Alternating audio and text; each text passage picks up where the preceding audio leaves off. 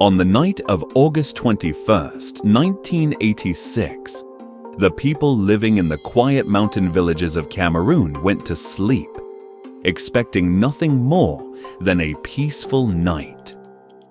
There was no warning, no strange smell, no rumble in the distance. But sometime after midnight, something invisible began to move. No one screamed. No one ran.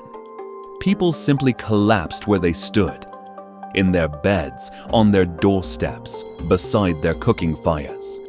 It was as if an unseen force had swept down from the mountains, drifting silently through the valleys, stealing the breath of everything it touched.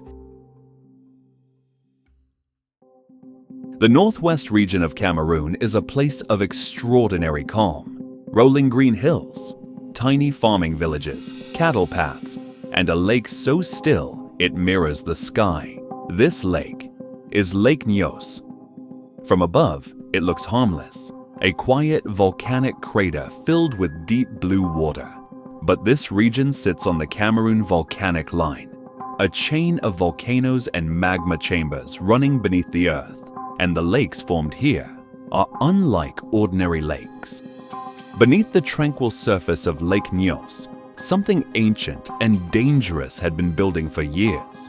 Most people living nearby had no idea that the water they relied on, the lake they fished in, the landmark they grew up beside, was silently gathering a deadly secret. Just before midnight, villagers reported hearing a strange sound, like a distant crack or a low thud. Some thought it was a landslide. Others believed something had fallen into the lake. Then, silence. Moments later, Lake Nyos erupted. But this eruption wasn't fire or lava. It was something far more unusual. A massive plume of water shot into the sky. Witnesses later described it as a geyser rising as tall as a building. And beneath that blast, a vast pocket of carbon dioxide trapped under immense pressure at the bottom of the lake suddenly escaped. Millions of cubic meters of carbon dioxide burst from the water, racing outward in every direction.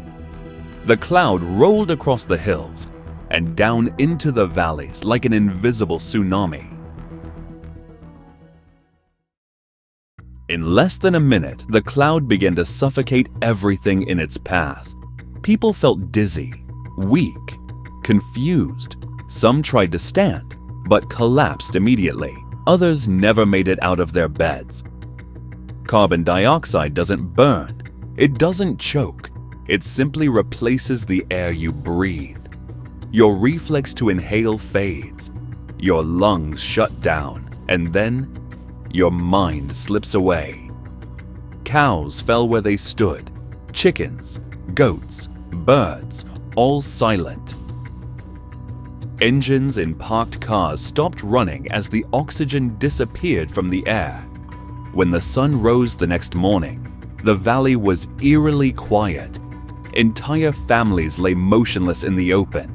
3 villages had been almost completely wiped out, without a single flame, without a single scream, without a single warning.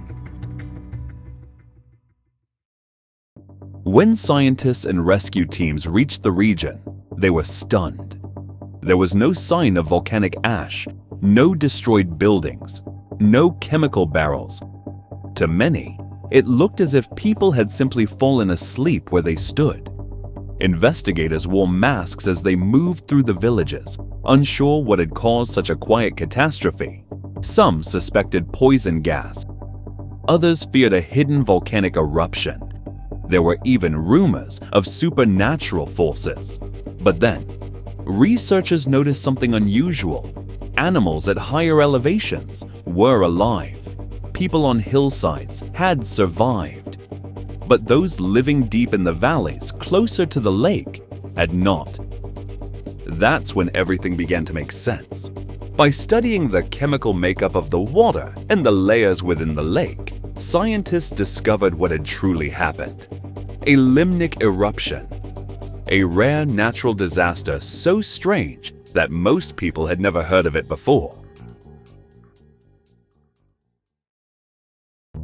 Deep beneath Lake Nyos, hundreds of meters down, volcanic gases from a magma pocket were slowly leaking into the water.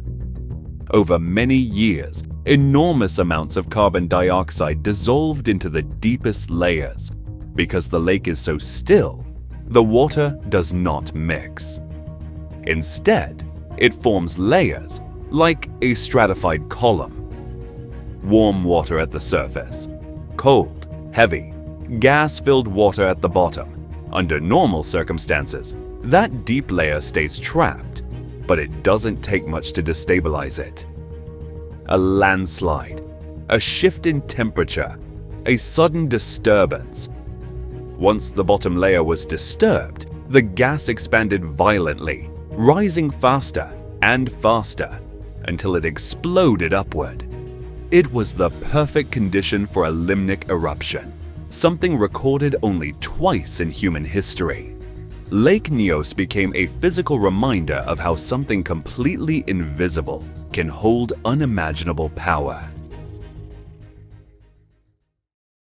Today, Lake Nyos is monitored constantly. Massive degassing pipes now reach deep into the water, slowly releasing the trapped carbon dioxide, so pressure can never build again. But experts remain cautious. If the pipes fail, if the system isn't maintained, if the gas builds up faster than expected, the lake could once again turn into a silent killer. And some scientists warn of an additional danger. The natural dam holding the lake in place is weakening. If it ever collapses, the resulting flood could trigger another deadly eruption, even larger than the one in 1986. On cold mornings, mist still rises from the surface of Lake Nyos. To locals, it feels like the Earth remembering what happened here. To scientists, it remains a warning, a lesson in how unseen forces can shape our world in terrifying ways. The Lake Nyos disaster remains one of the quietest mass deaths ever documented.